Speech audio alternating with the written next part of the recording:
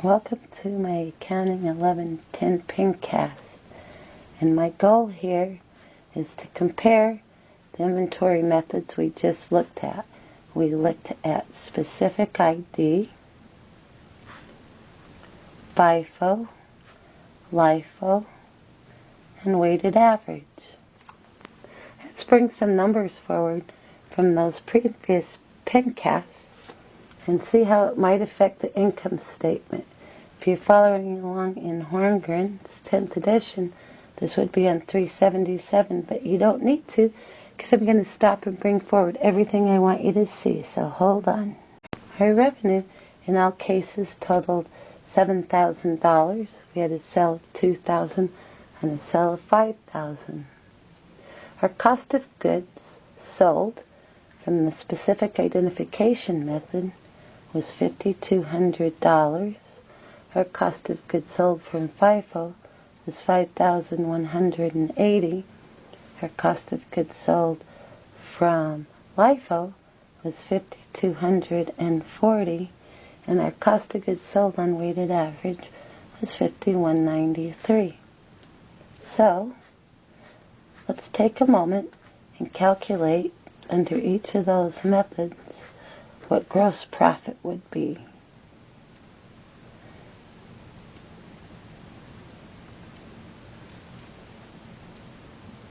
I've calculated what cost of goods sold is on each of the Pincasts, brought forward revenue to show you that cost of goods sold under specific ID is exactly whatever it is from the units that you sold.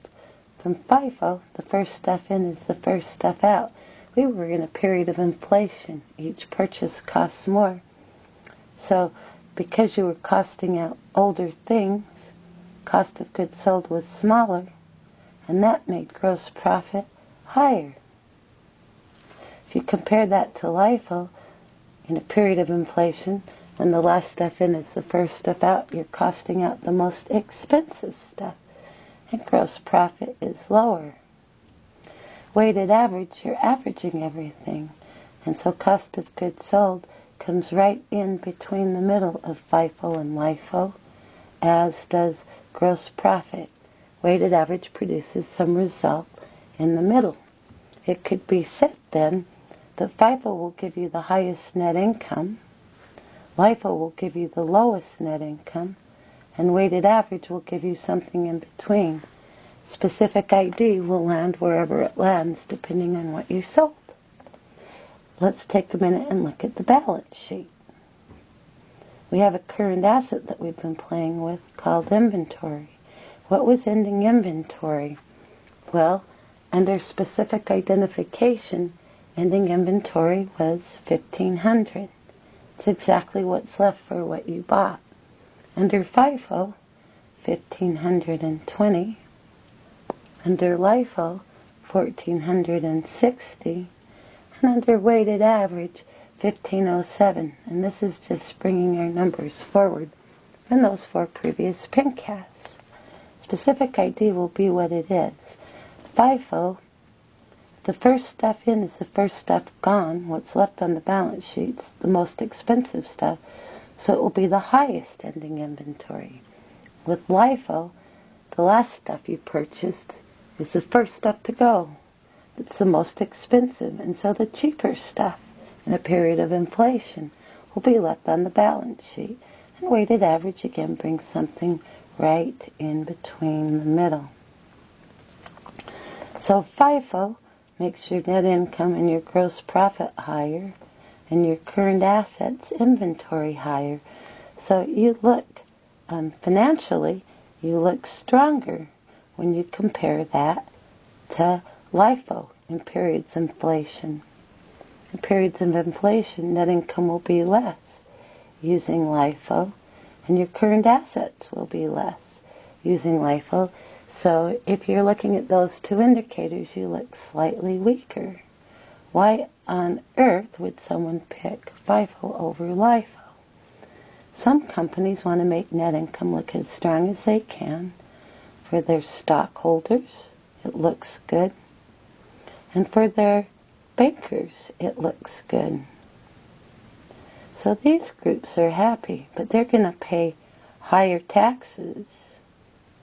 And so higher taxes are a result of using FIFO. Compare that to LIFO. The stockholders might be happier because they know you're minimizing taxes. Your bankers can have that explained. You can put all of that in your notes. So you'll have lower taxes when using LIFO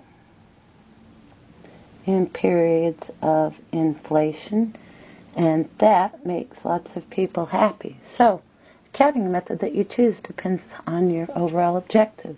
Are you trying to make net income be higher, current assets be higher? Trying to make net income be lower, and are okay with your current assets being lower? It's a free choice. You can use any cost flow method that you like, but once you pick it, you have to be consistent and use it from period to period.